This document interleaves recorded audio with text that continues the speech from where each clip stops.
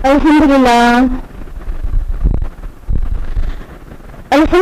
रब्बिल आलमीन वस्सलातु वस्सलामु अला रसूलिहिल करीम व अला आलिहि व अस्हाबिहि अजमईन अम्मा बाद अऊज़ु बिल्लाहि मिनश शैतानिर रजीम बिस्मिल्लाहिर रहमानिर रहीम अलिफ लाम मीम ज़ालिकल किताबु ला रैब फीह हुदल लिल मुत्तक़ीन बिस्मिल्लाहिर रहमानिर रहीम रब्बि इश्रह ली सदरी वयस्सिर ली अमरी वहलुल उक़दतम मिन लिसानी यफ़क़हू क़ौली। मेरे अज़ीज़ सामियात, आप सभी का खैर मक़दम है इस्लामी तरीक़े से। अस्सलामु अलैकुम व रहमतुल्लाहि व बरकातुहू।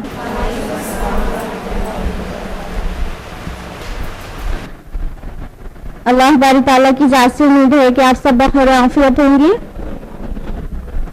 क्लास कुरान क्लास के दूसरे दिन आप सभी का वेलकम है।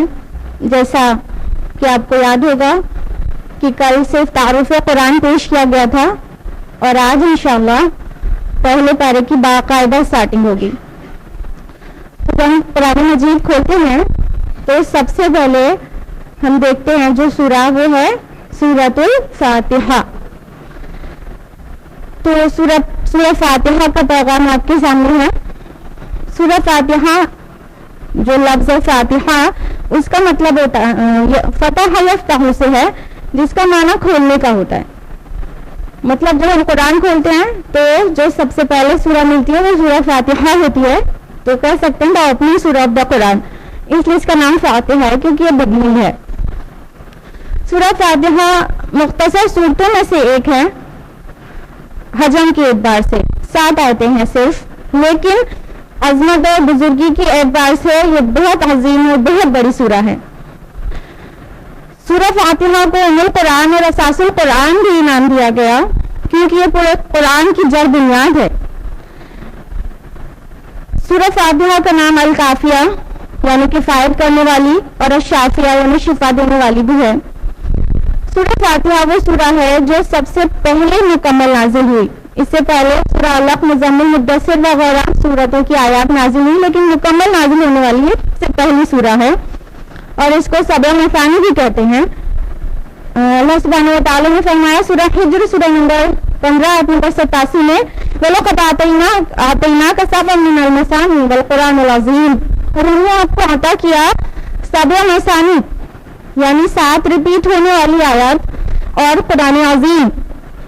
तो सूरह फातिहा चूंकि बार बार रिपीट होती है हमारी नमाजों में हर रकअत में, तो इसे सबअ मिनल मसानी भी कहा जाता है। सूरह फातिहा में 7 आयत हैं। ये मुत्तफ़क़ अलैह बात है कि 7 ही आयत है, लेकिन बिस्मिल्लाहिर रहमानिर रहीम ये सूरह फातिहा का जुज़ है कि अलहदा एक आयत है, इसमें इख्तिलाफ है। बास का मानना है कि बिस्मिल्लाहिर रहमानिर रहीम मिलाकर 7 आयत है और बास का मानना है अल्हम्दुलिल्लाह रब्बिल आलमीन से पहली आयत है। सूरह फातिहा की कुरान में जो हैसियत है, बास के नज़दीक वो मुकदमे और दिबाचे की भी हैसियत रखती है और हिकमत और फलसफे का खुलासा और लुब्बे लुबाब है ये सूरतुल फातिहा। और इसका उसलूब जो है दुआया है यानी दुआ का अंदाज है। सूरतुल फातिहा का नाम अस्सलाह भी है। बुखारी मुस्लिम की मुत्तफ़क़ अलैह रिवायत है कि अल्लाह के रसूल सल्लल्लाहु अलैहि वसल्लम ने फरमाया कि जिसने फातिहा नहीं पढ़ी उसकी नमाज नहीं, इसलिए इसका नाम ही अस्सलाह भी है। इसकी अज़मत के मुतालिक सही मुस्लिम की एक हदीस है। अल्लाह के रसूल सल्लल्लाहु अलैहि वसल्लम का फरमान है कि एक आसमान से बहुत जोरदार आवाज आई। आप सल्लल्लाहु अलैहि वसल्लम ने नजर उठाकर देखा और फिर अपने सहाबा को खबर दी कि ये आसमान का एक दरवाजा था जो इससे पहले कभी नहीं खुला और वो एक फरिश्ता था जो मेरे पास आया था और इससे पहले कभी नहीं आया और उसने मुझे खबर दी, सबसे पहले सलाम किया और मुझे खबर दी 2 नूरों की, और एक नूर है सूरह फातिहा और दूसरा सूरह बकरा की आखिरी 2 आयत। और उसके बारे में फरमाया कि ये इससे पहले किसी नबी को नहीं अता किया गया और इसके हवाले से आप जो भी दुआ मांगेंगे वो कबूल की जाएगी। सुभान अल्लाह। सही مسلم میں ہی ایک حدیث قدسی بھی ہے فاتحہ کے حوالے سے، ابو ہریرہ کی روایت ہے کہ اللہ کے رسول نے فرمایا کہ اللہ عز و جل فرماتا ہے، حدیث قدسی کا مطلب اللہ کا فرمان، اللہ عز و جل فرماتا ہے قسمت الصلاۃ بینی و بین عبدی نصفین، کہ میں نے فاتحہ یا صلاح یہاں پر لفظ استعمال ہوا ہے، میں نے صلاح کو اپنے اور اپنے بندے کے درمیان آدھا آدھا تقسیم کر دیا ہے، اور میرے بندہ اس کے حوالے سے جو کچھ مانگے گا اسے عطا کیا جائے گا۔ پھر آگے فرمایا کہ جب بندہ کہتا ہے الحمدللہ رب العالمین تو اللہ باری تعالیٰ جواب دیتا ہے میرے بندے نے میری حمد کی، اور جب بندہ کہتا ہے رحمان رحیم تو اللہ سبحانہ و تعالیٰ اس کے جواب میں فرماتا ہے میرے بندے نے میری ثنا کی، اور جب بندہ کہتا ہے مالک یوم الدین تو اللہ باری تعالیٰ فرماتا ہے میرے بندے نے میری بزرگی بیان کی، اور جب بندہ کہتا ہے ایاک نعبد و ایاک نستعین تو اللہ تعالیٰ فرماتا ہے یہ میرے اور میرے بندے کے درمیان مشترک ہے، اور جب بندہ کہتا ہے اہدنا الصراط المستقیم صراط الذین انعمت علیہم غیر المغضوب علیہم ولا الضالین تو اللہ تعالیٰ فرماتا ہے کہ یہ میرے بندے کے لیے ہے اور میرا بندہ مجھ سے جو کچھ مانگے گا اسے عطا کیا جائے گا۔ تو اس طرح جب ہم نماز میں فاتحہ پڑھتے ہیں تو اللہ تعالیٰ جواب دیتا ہے۔ سورۃ الفاتحہ 3 حصوں میں منقسم ہے۔ سب سے پہلا جو حصہ ہے 3 آیات پر مشتمل ہے اور وہ اللہ کے لیے ہے، الحمدللہ رب العالمین الرحمن الرحیم مالک یوم الدین، جس میں اللہ سبحانہ و تعالیٰ کی توحید، اس کی ربوبیت عامہ کا بیان ہے، اس کی جوش و خروش والی رحمت اور ہماگیری و پائیداری والی رحمت کا بیان، جزا اور سزا کا فیصلہ، یہ ساری چیزیں اس کے اندر ہیں اور اس کا اختیار کل کا کل اللہ کے ہاتھ ہے۔ یہ 3 آیات کا موضوع ہے۔ دوسرا حصہ یعنی جزء ثانی 1 آیت پر ہے اور اس میں ایاک نعبد و ایاک نستعین ہے۔ گویا اس حصے میں بندہ اپنے رب سے اپنا عہد و وفا استوار کرتے ہیں کہ اللہ ہم صرف آپ سے ہی مانگتے ہیں اور آپ سے ہی مانگیں گے مدد، اور آپ کی عبادت کرتے ہیں اور آپ کی عبادت کرتے رہیں گے۔ تو اللہ سے ایک عہد وفا ہم درست کرتے ہیں اپنا۔ تو اس طرح سے سورۃ الفاتحہ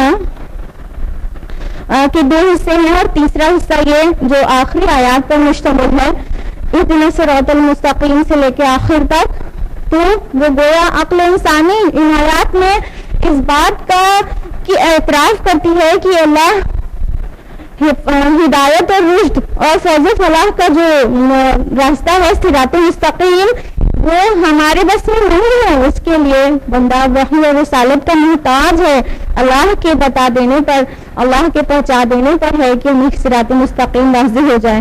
تو اس طرح آخری حصے میں بندہ اپنے رب سے دعا کرتا ہے کہ اللہ ہم آپ کے پورے محتاج ہیں کہ آپ ہمیں صراط مستقیم دکھا دیں، اور پورا کا پورا قرآن مجید اسی دعا کا جواب ہے، اہدنا الصراط المستقیم کا جواب ہے۔ اور سورۃ الفاتحہ کے آخر میں آمین کہنا مسنون ہے، مطلب آمین کہہ کے انسان گویا اپنے رب کے حضور یہ کہتا ہے کہ اللہ ہماری دعا کو شرف و قبولیت نصیب فرما۔ تو اس طرح سے سورہ فاتحہ بہت عظیم درخت ہے جو کہ صرف 7 آیات پر مشتمل ہے۔ اس کے بعد جو پہلا پارہ ہے وہ سورہ بقرہ سے ہے، اور سورہ بقرہ سورہ نمبر 2 ہے، آیت اس میں 286 ہے، یعنی حجم کے اعتبار سے سب سے بڑی سورہ، طویل ترین سورہ قرآن مجید کی۔ اس کا نام بقرہ اس لیے ہے کیونکہ سورۃ البقرہ میں ایک گائے کا واقعہ ہے، بقرہ میں گائے ہوتی ہے تو ایک گائے کا واقعہ ہے، اس لیے سورہ کا نام سورۃ البقرہ ہے۔ اللہ کے رسول کی حدیث ہے کہ سورۃ البقرہ اور سورہ آل عمران جوڑا ہے، اور ان کا نام اللہ کے رسول نے بتایا ہے الزہراوین، 2 نہایت تابناک صورتیں، بہت شائنی گلوریس۔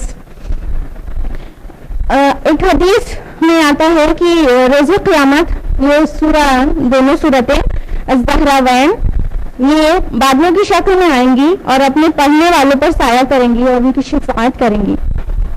سورۃ البقرہ کو اللہ کے رسول نے ذروۃ السنام کہا ہے، یعنی کلائمیکس، جو نقطۂ عروج، کلائمیکس آف دا قرآن، سنام القرآن۔ सूरत अल-बकरा मदनी सूरत में सबसे पहली सूरा है। इससे पहले मक्की कुरान नाजिल हो चुका था और उसका जो मदनी दौर में जो सबसे पहले सूरा नाजिल हुई है वो है सूरत अल-बकरा। मक्की कुरान में एहकाम नहीं थे, ईमानियात थी और 2/3 हिस्सा कुरान का तो नाजिल हो चुका था। लेकिन जब सूरह बकरा नाजिल हुई तो जो मदनी कुरान था उसके 2 मज़मून हैं, एक शरीयत इस्लामी और दूसरा अहले किताब से खिताब। तो अल्लाह के रसूल सल्लल्लाहु अलैहि वसल्लम इससे पहले अहले मक्का को ही दावत दे रहे थे, वो मुशरिक थे। लेकिन जब रसूलुल्लाह सल्लल्लाहु अलैहि वसल्लम मदीना आए तो आप सल्लल्लाहु अलैहि वसल्लम का सामना यहूदियों से हुआ जो अहले किताब थे, मुशरिक के बजाय अहले किताब थे। उनके सामने दीन इस्लाम पेश करना था। हालांकि वो तो अल्लाह पर, आखिरत पर और मलाइका पर सब पर ईमान रखने वाले थे, लेकिन सदियों के मुसलसल इन्हितात ने उनके दीन को बिल्कुल मस्क करके रख दिया था। वो दीन से अपने बहुत दूर हो गए थे। तो जब नबी सल्लल्लाहु अलैहि वसल्लम को अल्लाह ताला ने हिदायत पहुंचाई तो आप सल्लल्लाहु अलैहि वसल्लम को हुक्म कि उनको दावत दें। चुनांचे सूरह बकरा का के इब्तिदाई 15-16 रुकू उसी दावत पर मुश्तमिल है, यानी यहूद को दावत, बनी इसराइल को दावत। सूरत अल-बकरा 2 मसावी हिस्सों में मुनक़सिम है, 2 ब्रॉड डिविजन्स में डिवाइडेड है। पहला हिस्सा जो 152 आयात पर मुश्तमिल है, यानी 18 रुकुओं पर, उसमें खिताब बराह रास्त या बिल वास्ता यहूद से है, चाहे डायरेक्टली चाहे इनडायरेक्टली, लेकिन यहूद से खिताब है। 152 आयात 18 रुकू। और दूसरा हिस्सा जो है उसका वो 134 आयात और 22 रुकुओं पर मुश्तमिल है और इसमें खिताब का जो रुख है वो उम्मत मोहम्मद सल्लल्लाहु अलैहि वसल्लम की जानिब है। सूरह बकरा का जो पहला हिस्सा है 18 रुकुओं पर मुश्तमिल, वो अंदर 3 कैटेगरीज में, 3 पार्ट्स में डिवाइडेड है, 3 अज्जा पर मुश्तमिल है और उसमें एक अजीब सा तवाज़ुन पाया जाता है। जो दरमियान 10 रुकू हैं वो तो बराह रास्त यहूद से खिताब करते हैं और शुरू में और आखिर में 4 रुकू वो हैं जो रुए सुखन इनकी जानिब पर है, लेकिन बतर्ज खफी इनडायरेक्ट में उनका खिताब है। पहले 4 रुकू तमहीदी एतबार से भी वैल्यू रखते हैं, उनको तमहीद भी कहा जा सकता है। और आखिरी जो 4 रुकू हैं वो उसका जो मज़ामीन है वो उसकी नौयत गोया शहंशाह अर्ज़ समा का फरमान है कि इमामतुन नास व विरासत इब्राहिमी की जो एक शाख थी बनी इसराइल के नाम, अब वो मुंतकिल हो रही है बनी इस्माइल के नाम, यानी रसूलुल्लाह की बेसत बनी इस्माइल से हुई है, ना कि बनी इसराइल से। और इसकी जो शिफ्टिंग है, इमामतुल नास की जो शिफ्टिंग है, उसको वो तहवील क़िबला के वाक़े में उसकी अहमियत को बता दिया। पहले जो 4 रुकू हैं सूरह बकरा के, उसमें 2 रुकू में 3 किस्म के लोगों का जिक्र है। एक मुत्तक़ीन है, मुफ़्लिहीन, दूसरा कुफ़ार और तीसरा मुनाफ़िक़ीन, जबकि नाम मौजूद नहीं है मुनाफ़िक़। इस तरह से इस तमहीद के बाद बाकायदा आगाज़ कलाम इस तरह से होता है। सूरह बकरा का पहला रुकू जो कि आयत नंबर 1 से 7 पर मुश्तमिल है, उसमें शुरू की 5 आयात में जो जिक्र है वो ये कि ये किताब तमाम इंसानों के लिए हिदायत और रहनुमाई के लिए है और इसमें कोई शक नहीं, लेकिन जो इससे रहनुमाई हासिल करेंगे उनकी कुछ खुसूसियत बयान की गई है, उसके बगैर रहनुमाई नसीब नहीं होगी इस किताब से भी, कुरान मजीद से भी। पहला ये कि वो मुत्तक़ी खैर शर का फर्क पहचानते हैं, दूसरा ये कि गैब पर ईमान लाने वाले हैं, तीसरा ये कि ईमान लाने के बाद इताअत के लिए तैयार हो जाएं, यानी नमाजें पढ़ें, और चौथा ये कि वो माल से ऐसी मोहब्बत न रखें कि उसे अल्लाह की राह में कुर्बान न कर सकें, माली कुर्बानी दें, और पांचवा ये कि तमाम अंबिया पर ईमान लाने वाले और उनकी तमाम अंबिया को दी गई किताब पर ईमान लाने वाले हों, और छठा ये कि आखिरत पर यकीन रखने वाले हों। ये 6 सिफात जब तक न होंगी तब तक कुरान मजीद से भी हिदायत से महरूम रहेगा इंसान। आज नंबर 6 और 7 में کفار کے بارے میں بتایا گیا کہ جو لوگ کفر پر اڑ گئے ہیں ان کے دلوں پر ان کی سماعت اور بصارت پر اللہ تعالیٰ نے مہر لگا دی ہے. اب انہیں دیکھ کر بھی کچھ دکھائی نہیں دیتا, سن کر بھی کچھ سنائی نہیں دیتا, ان کے لیے دردناک عذاب ہے. بقرہ کا دوسرا رکوع جو ہے آیت نمبر 8 سے لے کے آیت نمبر 20 تک پر مشتمل ہے. اس میں کچھ لوگوں کا تذکرہ ہے جو کہتے ہیں کہ ہم ایمان لائے لیکن ان کے دل میں ایمان نہیں ہے. اکثر مفسرین کہتے ہیں کہ یہ منافقین کے بارے میں ہے, لیکن امین احسن اسلائی نے بڑا لطیف نقطہ یہاں پر دیا ہے کہ یہ ایک کردار کا نقشہ کھینچا گیا ہے ان آیات میں کہ جس کے پاس بتاؤ وہ دیکھ لے. اور دیکھا جائے تو یہ یہودی علماء کا بھی کیریکٹر اسی طرح کا تھا. انفیکٹ یہ جو منافقین مدینہ تھے یہ یہود کے علماء کے زیر سایہ ہی پنپے ہوئے تھے, اور منافقین کی جو اکثریت تھی وہ ان کو نفاق کا شعور نہیں تھا, غیر شعوری منافق تھے اور کہتے تھے خام خواہ لڑائی بھڑائی سے کیا فائدہ ہے, ہم تو بڑے اصلاح چاہنے والے لوگ ہیں, کیوں یہ مسلمان یہ وقوف لوگ ہیں یہ کیوں لڑائی بھڑائی مول لے رہے ہیں, ہم مخلص لوگ ہیں. اور تو آیت نمبر 10 میں ان کو کہا گیا کہ قلوبہم مرض, ان کے دلوں میں بیماری ہے. یہ بیماری کیا تھی؟ یہ کردار کی کمزوری تھی, ویکنیس آف کیریکٹر, کہ ایمان میں وہ کمزور تھے. اس کے بعد ان کے لیے کہا گیا وَلَهُمْ عَذَابٌ أَلِيمٌ بِمَا كَانُوا يَكْذِبُونَ. آیت نمبر 10 میں کہ ان کے لیے دردناک عذاب ہے اس لیے کہ وہ جھوٹ بولتے ہیں. یاد رکھیے گا جھوٹ بولنے والے کے لیے دردناک عذاب کی خبر سنائی گئی ہے. اور آگے کہا گیا کہ ایمان لائے ایسے جیسے یہ ایمان لائے, یعنی صحابہ کو اسوہ بتایا گیا, صحابہ کو نمونہ بتایا گیا, تو ہمارے اور آپ کے لیے بھی صحابہ کے ایمان ہی ہمارے لیے اسوہ ہونا چاہیے. رکوع نمبر 3 جو کہ آیات 21 سے 29 پر مشتمل ہے, اس میں تیسرے اور چوتھے رکوع میں قرآن مجید کی دعوت کا خلاصہ ہے. اگر آپ غور کریں تیسرے رکوع میں مذہبی فکر کی سطح پر اور چوتھے رکوع میں فلسفہ اور حکمت کی سطح پر. تو اسٹارٹنگ میں ہی یا الناس اعبدوا ربکم الذی خلقکم والذین من قبلکم لعلکم تتقون, آیت نمبر 21 میں توحید کی ڈیمانڈ آ گئی کہ اے لوگوں اپنے رب کی عبادت کرو جس نے تم کو اور تم سے پہلے کے لوگوں کو پیدا کیا تاکہ تم بچ جاؤ. آیت نمبر 23 میں کہا گیا کہ اگر تم کو اس بات میں شک ہے کہ جو ہم نے تم اپنے بندے پر نازل کیا ہے ہماری جانب سے ہے تو ایک ہی سورہ بنا لاؤ اس جیسی اگر تم سچے ہو. تو اس طرح رسالت کے لیے ڈیمانڈ ہے کہ رسالت پر ایمان لاؤ, ہمارے بندے پر جو کچھ ہم نے نازل کیا ہے وہ رسول ہے. اور آیت نمبر 24 میں ہے کہ ڈرو اس آگ سے جس کا ایندھن انسان اور پتھر ہے. تو گویا آخرت پر ایمان کی ڈیمانڈ ہے, یعنی ایمانیات ثلاثہ مکمل ہوا ان آیات میں. اس کے بعد چوتھا رکوع جو کہ آیت نمبر 30 سے 39 تک پر ہے. چوتھے رکوع میں حضرت آدم کی تخلیق, ان کی شرف خلافت اور علم سے نوازا جانا, مسجود ملائک ہونا اور ابلیس کی عداوت کا ذکر ہے.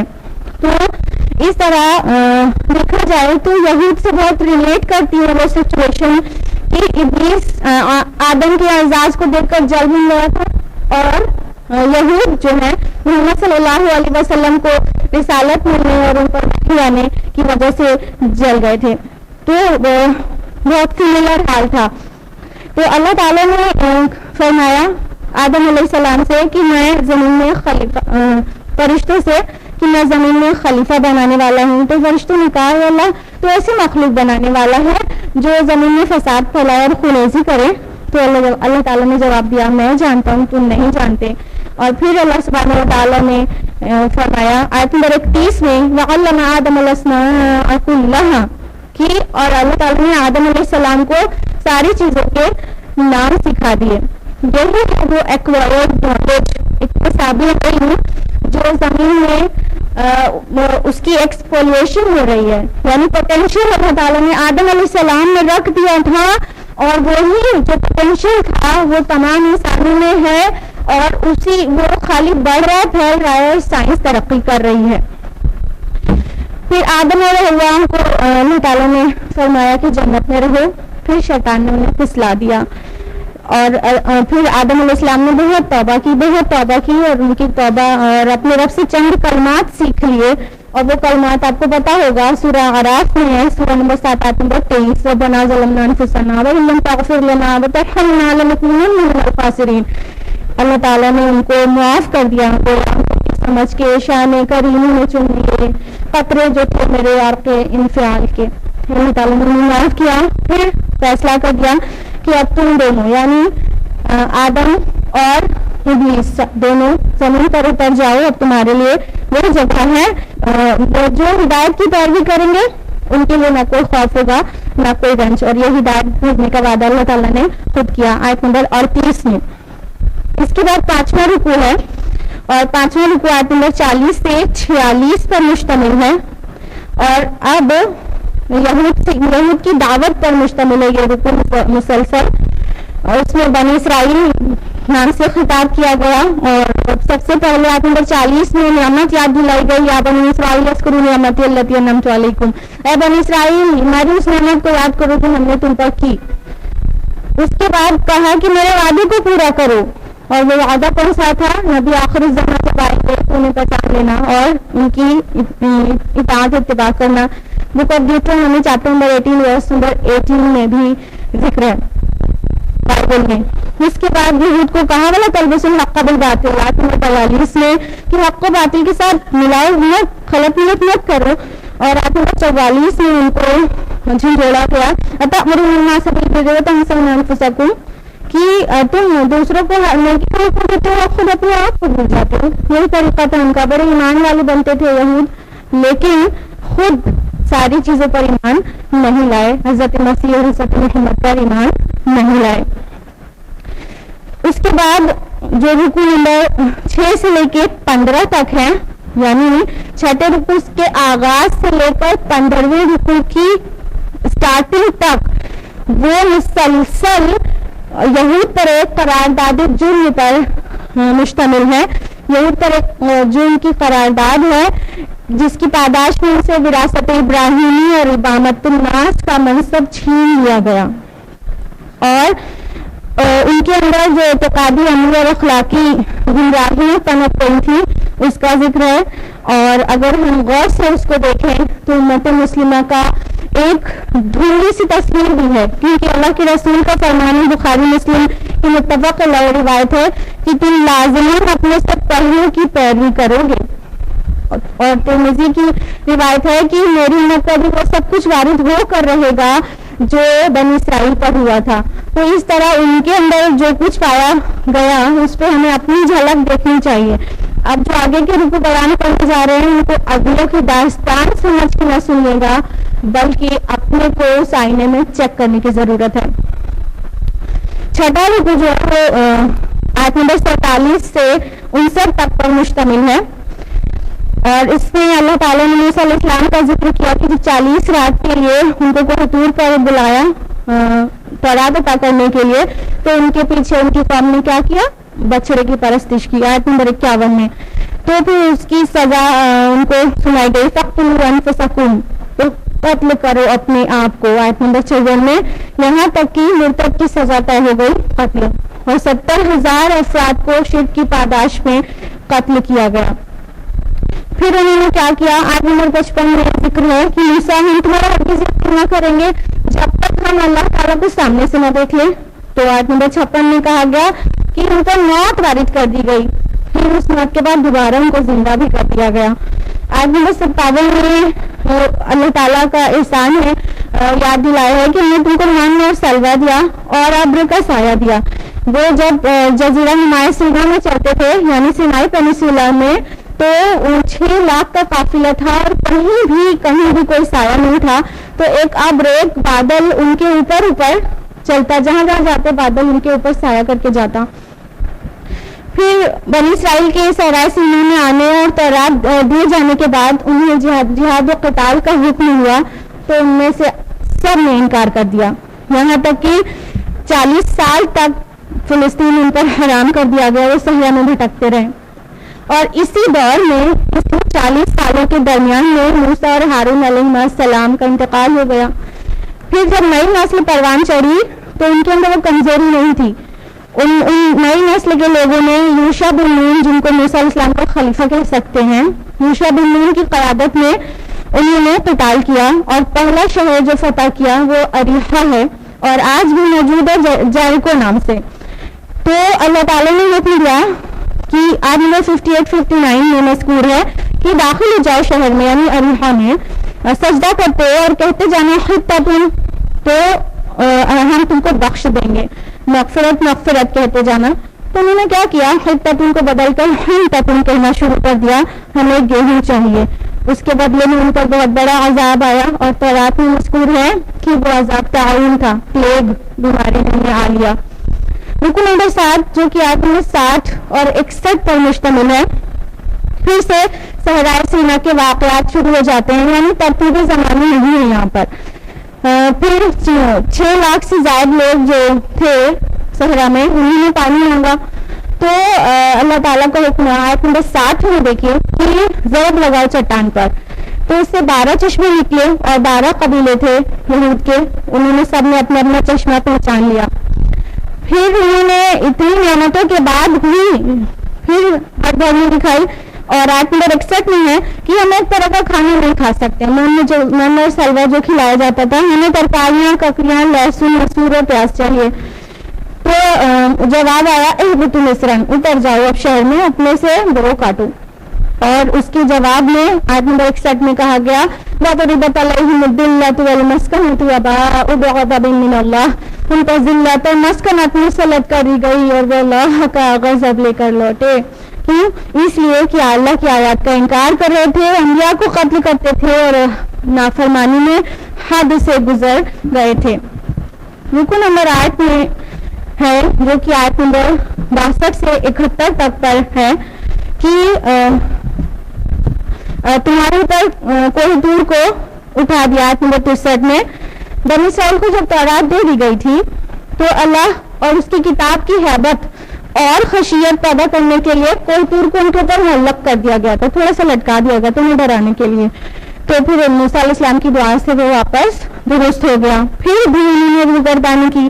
آیت نمبر 65 میں ہفتے والا واقعہ ہے کہ ہفتے کے دن میں تم نے زیادتی کی، پھر اللہ تعالیٰ کا حکم آیا کہ تم بندر ذلیل ہو جاؤ۔ پھر 3 دن کے اندر وہ بندر بننے کے بعد سب کے سب مر گئے۔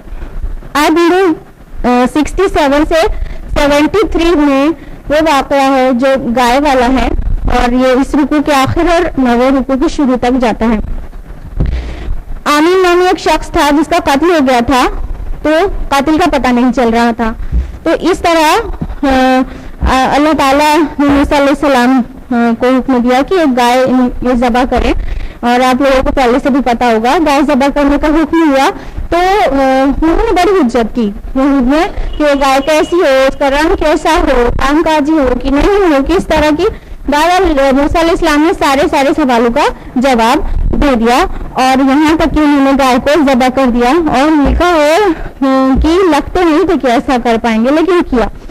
گائے ذبح کرنے کی جو حکمت ہے وہ یہ کہ بچڑے کو معبود بنا لیا تھا نا، تو ان کی جو گائے کی تقدیس ان کے دلوں میں تھی اسے نکالنا تھا، اور باعث بعد الموت کا ثبوت بھی دینا تھا کہ اس طرح اللہ تعالیٰ مردوں کو بآسانی زندہ کر سکتا ہے۔ رکن نمبر 9 جو کہ آیت میں 72 سے 82 تک کی آیات پر مشتمل ہے، اس میں یہ ہے کہ یہود جب مسلمانوں سے ملتے ہیں تو کہتے ہیں ہم ایمان لائے، اور جب آپس میں ایک دوسرے کے پاس جاتے ہیں تو کہتے ہیں کہ تم ہمیں کیا باتیں بتا رہے ہو جو اللہ نے تم پر کھولی ہے تاکہ وہ تم سے حجت کرے۔ انہیں بتا دیتے ہیں کون سی بات، مطلب نبی آخر الزماں کے آنے کی پیشن گوئیاں ہمارے کتابوں میں موجود ہیں، تو آپس میں ایک دوسرے کو منع کرتے تھے کہ خبردار ہمیں یہ نہ بتانا، نہیں تو روز آخر ہم پر حجت کریں گے کہ تمہیں معلوم تو تھا۔ تو اللہ تعالیٰ نمبر 76-77 میں یہ کہتا ہے کہ اللہ تعالیٰ تمہارا چھپا اور کھلا سب جانتا ہے، اسے بتانے کی ضرورت نہیں ہے۔ اور آیت نمبر 80 میں ان کے پڑبولے پن کے بارے میں درج ہے کہ وہ کہتے ہیں ہم کو آگ ہرگز نہیں چھو سکتی مگر گنتی کے چند دن، تو ان کا یہ پڑبولا پن کو بتایا گیا، اور یہ بات ریپیٹ ہوگی سورہ آل عمران میں بھی۔ اس کے بعد رکو نمبر 10 ہے جو کہ آیت 83 سے 86 پر مشتمل ہے۔ موسیٰ اور ہارون علیہ السلام کی وفات کے بعد یوشع بن نون کی قیادت میں سارا فلسطین فتح کر لیا گیا.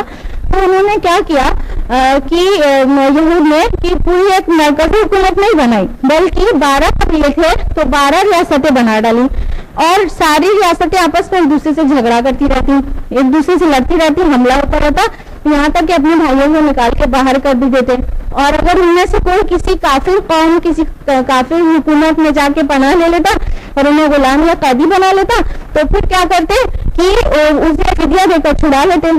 تو ان کو اور کہتے کہ ہم کو یہ حکم دیا گیا ہے کہ جب اسرائیلی بھائی اسیر یا قیدی بنا لیا جائے تو اسے فدیہ دے کر چھڑا لو. تو اللہ تعالیٰ نے اس بات پر بہت غضبناک ہوا ہے کہ یہ جزوی اطاعت کر رہے ہیں کہ ان کو تو آج حکم یہ تھا کہ خوریزی نہ کرو, اپنے بھائی کو ملک بدری مت کرو. یہ کیا کر رہے ہیں, ایک بار ملک سے نکال رہے ہیں پھر اس کو فدیہ دے کے چھڑا رہے ہیں. تو اصلی حکم تو مان نہیں رہے, آدھی بات مانتے آدھی نہیں مانتے, کچھ مانتے کچھ نہیں مانتے. تو بہت ناراضگی کے انداز میں اللہ تعالیٰ نے آیت نمبر 85 میں کہا افتؤمنون ببعض الکتاب وتکفرون ببعض, کہ یہ کتاب کے بعض کام کو مانتے ہیں اور بعض کا انکار کر دیتے ہیں. فما جزاء من یفعل ذلک منکم الا خزی فی الحیاۃ الدنیا, تو ایسے کی کیا سزا ہو سکتی ہے سوائے اس کے کہ دنیا میں ذلیل و خوار کر دیا جائے. ویوم القیامۃ یردون الی اشد العذاب, اور روز قیامت شدید ترین عذاب میں چھوڑ دیا جائے. واللہ بغافل عما تعملون, اور اللہ غافل تو نہیں ہے جو تم کرتے ہو. تو یہ خالی عہد کے لحاظ سمجھے گا آج امت مسلمہ بھی اسی پوائنٹ پر کھڑی ہے کہ جزوی اطاعت ہے, کچھ بات مانتے ہیں اور کچھ انکار کر دیتے ہیں, کچھ کو پس پشت ڈال دیتے ہیں. اسی لیے کہا یہ سوچتے ہوئے مت سنیے گا کہ پہلے کے افسانے ہیں, یہ ہمارا آئینہ بھی ہے. رکن نمبر 11 جو ہے وہ آیت نمبر 87 سے 96 پر مشتمل ہے اور اس میں یہود کے تکبر کا ذکر ہے. وہ بھی آخری زماں کے لیے وہ دعائیں کر رہے تھے, انتظار میں گھڑیاں گن رہے تھے, لیکن پھر کیا ہوا, آیت نمبر 89 میں لکھا ہوا ہے کہ جب وہ آ گئی وہ چیز ان کے پاس جس کو انہوں نے پہچان لیا تو منکر ہو گئے اس کے.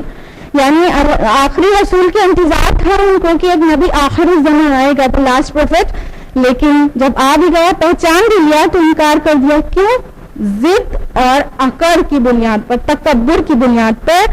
تو اللہ تعالیٰ نے فرمایا آیت نمبر 90 میں, تو وہ غضب پر غضب لے کر لوٹے. اللہم لا تجعلنا معهم. آیت نمبر 93 میں ہے کہ ان سے جب کہا گیا کہ سمعنا واطعنا کہو, کہ ہم نے سنا اور ہم نے مان لیا, تو انہوں نے کیا کیا, پھر سمعنا وعصینا کہنا شروع کر دیا. ہم نے سنا اور ہم نے نافرمانی کی. آیت نمبر 94 میں ہے کہ اگر ان سے کہہ دیجئے کہ اگر آخرت کا گھر تمہارے لیے ہے خالصتاً تو تم کو موت کی تمنا کرنی چاہیے پھر. لیکن جواب دیا ہے ہرگز موت کی تمنا نہیں کریں گے, مگر زندگی کے اتنے حریص ہیں کہ چاہتے ہیں ان کو ہزار سال کی عمر ملے. آیت نمبر 96 میں کہا گیا کہ اس قبر جینا بھی انہیں عذاب سے بچانے والا نہیں ہے. اور رکوع نمبر 12 جو آیات 97 to 103 پر مشتمل ہے, اس میں ذکر ہے کہ یہود کا جو تصور تھا کہ جو آخری نبی ہوگا وہ بنی اسرائیل سے ہوگا, تو وہ ہو گیا بنی اسماعیل سے. تو ان کو بڑی عقل لاحق ہو گئی, دشمنی کو اتارو ہو گئے, یہاں تک کہ جبریل علیہ السلام کو اپنا دشمن ماننے لگے کہ وہ وحی لے کر محمد کے پاس کیوں گئے صلی اللہ علیہ وسلم, وہ بنی اسماعیل کے پاس کیوں گئے, بنی اسرائیل میں سے کسی شخص کے پاس کیوں نہ آئے. تو اللہ تعالیٰ نے ان کے بارے میں کہا کہ جو آیت نمبر 98 میں کہ جو بھی فرشتوں کا, رسولوں کا, جبریل اور میکائیل کا دشمن ہے اللہ اس کا دشمن ہے. اور جب انسان کے اندر حسد پیدا ہو جاتی ہے نا تو وہ کیا کرنے لگتا ہے, جادو, ٹونا اور تعویذ عملیات, اس طرح اس کا دماغ چلا جاتا ہے. ہاں, تو ان لوگوں نے بھی یہی کیا. آیت نمبر 102 میں ہے کہ بابلونیا یعنی بابل جو کہ عراق کا پرانا نام تھا, وہاں پر اللہ تعالیٰ نے لوگوں کی آخری آزمائش کے لیے 2 فرشتے ہاروت اور ماروت کو نازل فرما دیا. اور وہ لوگ ان سے لوگ جادو سیکھا کرتے تھے. آیت نمبر 102 میں ہے کہ وہ اطمینان حجت کر دیتے تھے, وہ کہتے تھے یہ جادو نہ سیکھو, یہ کفر ہے, ہم آزمائش کے لیے بھیجے گئے ہیں. باوجود اس کے لوگ ان سے جادو سیکھا کرتے تھے. اور ایمان کا تقاضا کیا ہے؟ وہ تو یہ کہ مومن کو کامل یقین اللہ پہ ہونا چاہیے, خیر و شر کا کل اختیار اللہ کو ہے. رکو نمبر 13 جو آیات 104 سے 112 تک پھیلی ہوئی ہے, اس میں ہے کہ اے ایمان والو راعنا مت کہا کرو, راعنا منا ہماری رعایت کیجیے, انظرنا کہا کرو ہماری طرف توجہ کیجیے اور توجہ سے بات کو سنو. آیت نمبر 104 میں کہا گیا جب رسول اللہ صلی اللہ علیہ وسلم کوئی بات کہتے اور کوئی سننے سے قاصر رہ جاتا تو کہتا راعنا ہماری طرف توجہ کیجیے. تو منافقین کا طرز عمل کیا ہو گیا کہ وہ راعنا کہنے لگے, یعنی ہمارے چرواہے. تو اللہ تعالیٰ نے ایسے لفظ کو استعمال کرنے سے ہی منع فرما دیا کہ راعنا کہا ہی مت کرو, انظرنا کہہ دیا کرو. اور یہود کا بربولا پن آیت نمبر 111 میں وہ کہتے تھے وَقَالُوا لَن يَدْخُلَ الْجَنَّةَ إِلَّا مَنْ كَانَ هُودًا أَوْ نَصَارَىٰ, کہ وہ کہتے ہیں کہ یہود اور نصارہ کے علاوہ جنت میں کوئی نہیں جا سکے گا. تو اللہ تعالیٰ نے کہا کہ کوئی ان سے کہا ہاتھ برہانکم, اپنا ثبوت پیش کرو اگر تم سچے ہو. اور یہ بھی قاتل کا امانی کیوں ہوں, یہ تو ان کی خواہشات ہیں, خواہشات یعنی وشفل تھنکنگ ہے, اپنے آپ کو بڑا سمجھ رہے ہیں, صرف وہی جنت میں جائیں گے. ہاتھ برہانکم, اپنا ثبوت پیش کرو ان کنتم صادقین, اگر تم سچے ہو. رکو نمبر 14 جو کہ آیات 113 سے 121 تک پر ہے, یہاں پر خطاب تو دراصل بنی اسرائیل سے ہی ہے, لیکن اہل مکہ کی طرف اشارہ ہونا شروع ہو گیا ہے. آیت نمبر 114 میں ہے کہ اس شخص سے بڑھ کر ظالم کون ہوگا جو اللہ تعالیٰ کی مسجدوں سے روکے. تو یعنی مشرکین مکہ نے حرم میں داخلہ ممنوع کر دیا تھا مسلمانوں کا, اور یہ 6 ہجری میں اللہ کے رسول عمرہ کے لے گئے اور صحابہ گئے اور واپس لوٹنا پڑا. پھر 7 ہجری میں گئے. یہ 7 سال بہت شاق گزرا تھا آپ صلی اللہ علیہ وسلم و صحابہ پر. تو اب اشارہ ادھر شروع ہو گیا ہے. اور آیت نمبر 115 میں کہا گیا مشرق اور مغرب سب اللہ ہی کے ہیں, یعنی اب تحویل قبلہ کی تمہید شروع ہو گئی. ابھی آگے تحویل قبلہ کی بہت مفصل بحث چلے گی, یہیں سے تمہید شروع ہو گئی. رکو نمبر 15 جو کہ آیات 122 سے 129 تک پر ہے, چوتھے رکوع کے آغاز سے 15ویں رکوع کی ابتدائی 2 آیات تک ساری کی ساری گفتگو صراحت کے ساتھ بنی اسرائیل سے ہی ہے. اور اس کے بعد اب ذکر شروع ہو رہا ہے ابراہیم علیہ السلام کا. ابراہیم علیہ السلام کی نسل سے ہی تھے بنی اسرائیل بھی اور بنی اسماعیل بھی, اور بنی اسرائیل سے مسلسل رسالت اور نبوت کا سلسلہ چلتا رہا. لیکن بنی اسماعیل جو تھے تو اسماعیل علیہ السلام سے وہ منقطع ہو گیا تھا نبوت اور رسالت کا سلسلہ, اور 3000 سال کے بعد محمد رسول اللہ صلی اللہ علیہ وسلم کی بعثت پر وہ پھر سے کنٹینیو ہوا 3000 سال کے بعد. تو امامت الناس بنی اسرائیل سے بنی اسماعیل کو پھر سے منتقل ہو گئی. تو بنی اسرائیل کو اب یہ بتایا جا رہا ہے کہ تمہارے جد امجد ابراہیم علیہ السلام ہی تو ہیں, یعنی یہ جو نسل بنی اسرائیل ہے تم, یہ بھی وہی تمہارے بھی جد امجد ابراہیم ہے, اور یہ جو بنی اسماعیل لوگ ہیں یہ لوگ تو ابراہیم علیہ السلام کے ہی خاندان سے ہیں. تم کیوں ڈفرینشیٹ کر رہے ہو, تم کیوں نہیں مان رہے ہو, کیوں قبول نہیں کر رہے ہو؟ آخر ابراہیم علیہ السلام نے ہی خانہ کعبہ کی تعمیر کی تھی, اور اب اسی خانہ کعبہ کو توحید کا مرکز بنایا جا رہا ہے, تو تمہیں اتنا برا کیوں کر لگ رہا ہے؟ چنانچہ رکوع نمبر 15 سے لے کے 18 تک گفتگو کا جو اصل موضوع ہے وہ تحویل قبلہ ہے, 15ویں رکوع سے لے کر 18ویں رکوع تک. آیت نمبر 124 میں قال انی جاعلک للناس اماما, اللہ تعالیٰ نے ابراہیم علیہ السلام سے فرمایا کہ میں تم کو دنیا کا امام بنانے والا ہوں. تو ابراہیم علیہ السلام نے جھٹ سوال کیا اور میری اولاد میں سے بھی؟ تو فرمایا میرا عہد ظالموں کے متعلق نہیں, یعنی آپ کی جو پیروی کرے گا تو ٹھیک ہے, لیکن جو آپ کی پیروی نہیں کرے گا اور جو آپ کی طرح نہیں رہے گا اور ظلم کرے گا, گناہ کرے گا, نافرمانی کرے گا, ان کے لیے میرا کوئی وعدہ نہیں. اللہ تعالیٰ نے فوراً واضح کر دیا. پھر اس کے بعد آگے کی آیات میں خانہ کعبہ کی تعمیر کا ذکر ہے کہ کس طرح سے ابراہیم اور اسماعیل علیہ السلام نے خانہ کعبہ کی تعمیر کی. آیت نمبر 129 میں وہ عظیم الشان دعا ہے ابراہیم علیہ السلام کی جس کا مظہر محمد رسول اللہ صلی اللہ علیہ وسلم ہے.